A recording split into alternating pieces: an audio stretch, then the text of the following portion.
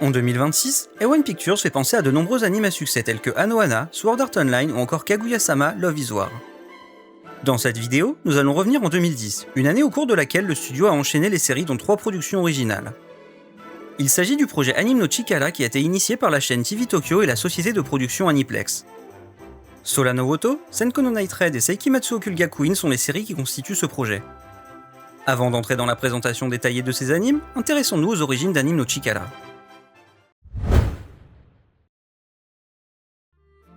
Tout commence le 30 juillet 2009 lorsque Masayuki Shimada, qui était alors le président de TV Tokyo, annonce le lancement du projet Anime no Chikara en collaboration avec Aniplex. Ce projet a pour but de permettre la création de séries animées au scénario original et dont la diffusion doit débuter en janvier 2010. Les premières informations sur les séries seront rapidement communiquées puisqu'une conférence a été organisée le 11 août 2009.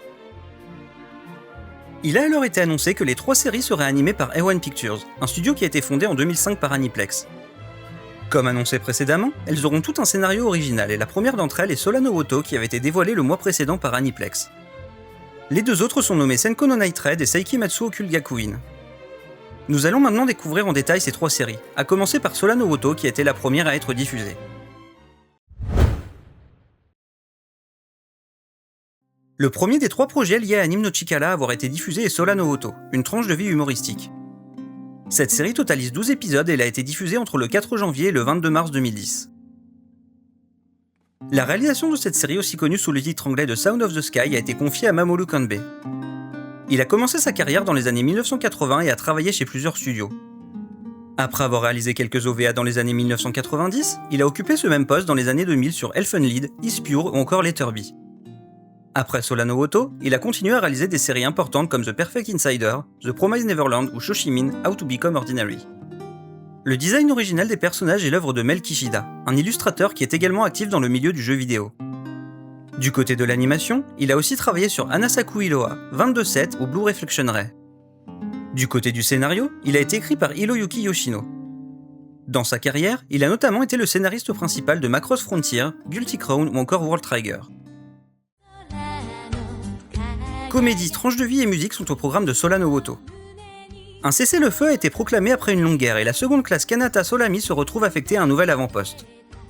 Elle va désormais vivre dans une petite forteresse reculée qui semble à l'abri des conflits. Elle joue aussi du clairon et c'est pour en pratiquer qu'elle a rejoint l'armée. Elle va faire la connaissance des autres soldats de cet avant-poste dans lequel le rythme de vie n'a rien à voir avec celui d'un monde en guerre. Cette série de 12 épisodes qui a été diffusée lors de l'hiver 2010 a été diffusée en France sur KZ Play puis sur Animation Digital Network sous le titre La Mélodie du Ciel. Elle n'y est toutefois plus disponible et la série n'est jamais sortie au format physique. En ce qui concerne les autres projets liés à la série, 2 OVA ont été commercialisés avec les DVD et Blu-ray en 2010. Entre 2009 et 2011, un manga a été dessiné dans le Dengeki Daioh par Yasuki Shinmei. Il a été édité par ASCII Media Works et il compte 2 tomes. Une émission de radio a aussi été produite. Le 27 mai 2010, un visual novel nommé Sola no Woto Otome no Quintet a été commercialisé. Il est sorti sur PlayStation Portable et a été développé par Compile Earth. Pour la deuxième série du projet Anime no Chikara, on passe à un tout autre style puisque Senko no Night Raid mêle l'action et le thriller. Cette série compte 13 épisodes et elle a été diffusée entre le 5 avril et le 28 juin 2010. C'est Jun Matsumoto qui a occupé le poste de réalisateur sur cette série aussi nommée Night Raid 1931 à l'international. Présent dans le milieu depuis la fin des années 1980, il n'avait réalisé sa première série qu'en 2008 avec Persona Trinity Soul.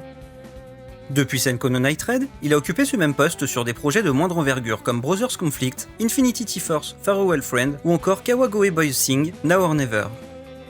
Le design original des personnages a lui été confié à Akimine Kamijio, une mangaka qui est principalement connue pour Samurai Deeper Kyo et Codebreaker. Ces 2 mangas ont eu le droit des adaptations animées. Le scénariste principal de la série est Shinsuke Onichi qui avait occupé ce même poste sur New Getter Robo, 0091 ou encore Basilisk The Oka Ninja Scrolls. L'action, le thriller et le surnaturel sont les genres principaux de Senko no Night Raid. Les événements de la série se déroulent en 1931 à Shanghai. Suite aux guerres sino-japonaises, russo-japonaises et la Première Guerre mondiale, l'armée impériale japonaise est présente en Chine. Une mystérieuse organisation semble vouloir à nouveau plonger le monde dans le chaos, et pour la contrer, l'agence secrète de renseignement Sakura Kikan est appelée à l'aide. Ses membres sont dotés de pouvoirs surnaturels et ils vont tenter de stopper ceux qui menacent la paix. Cette série de 13 épisodes qui a été diffusée lors du printemps 2010 n'a jamais été diffusée en France et n'est jamais sortie en DVD ou en Blu-ray. En ce qui concerne les autres projets liés à Senko no Night Raid, 3 OVA ont été commercialisés avec les DVD et Blu-ray de la série au cours de l'année 2010. Comme pour Sola no Oto, une émission de radio a été produite, mais cette fois-ci, aucun manga n'a été dessiné.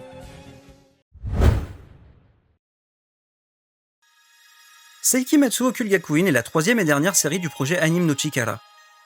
Cette fois-ci, nous sommes face à un mélange de comédie, de surnaturel, de science-fiction et de mystère. Les 13 épisodes que totalise cette série ont été diffusés entre le 5 juillet et le 27 septembre 2010.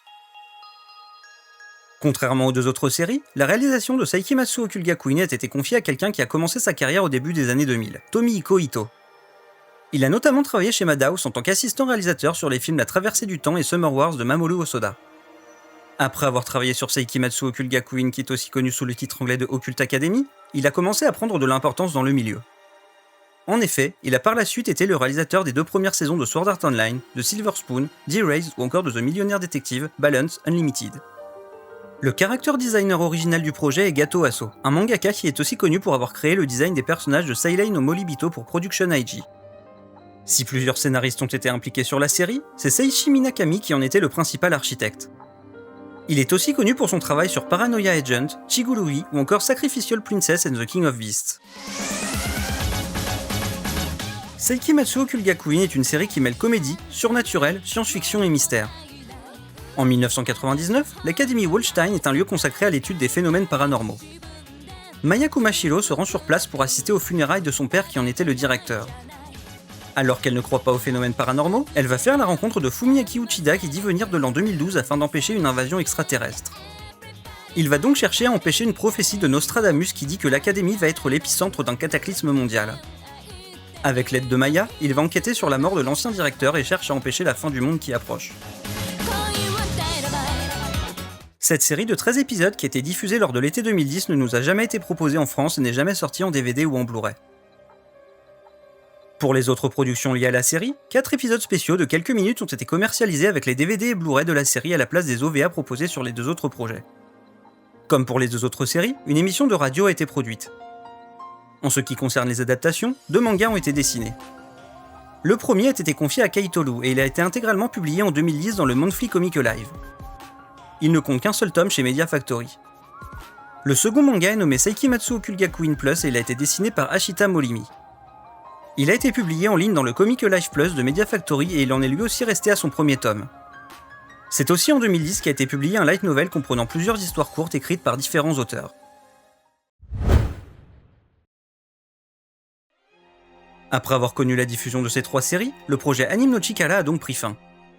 Ces 3 séries n'ont pas vraiment marqué les esprits, mais elles ont au moins le mérite d'être des prises de risque vu qu'à cette époque, les œuvres originales commençaient déjà à se faire rares.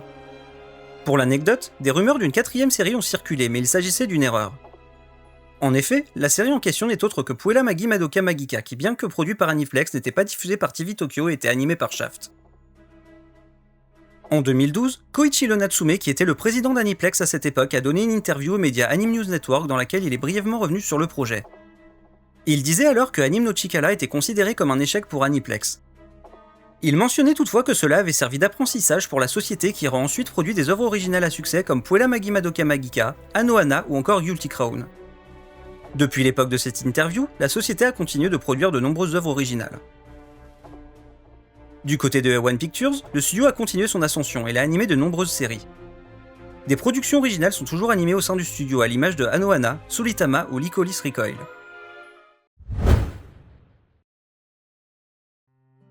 Nous en avons terminé avec cette vidéo dédiée au projet Anime no Chikara initié par TV Tokyo et Aniplex, puis animé par A1 Pictures. Connaissiez-vous ce projet ou avez-vous vu une ou plusieurs des séries qui le constituent? N'hésitez pas à le dire dans les commentaires. Si vous avez aimé cette vidéo, n'hésitez pas à laisser un like, à la partager ou même à vous abonner à cette chaîne. On se retrouve dans les prochaines semaines pour une nouvelle vidéo.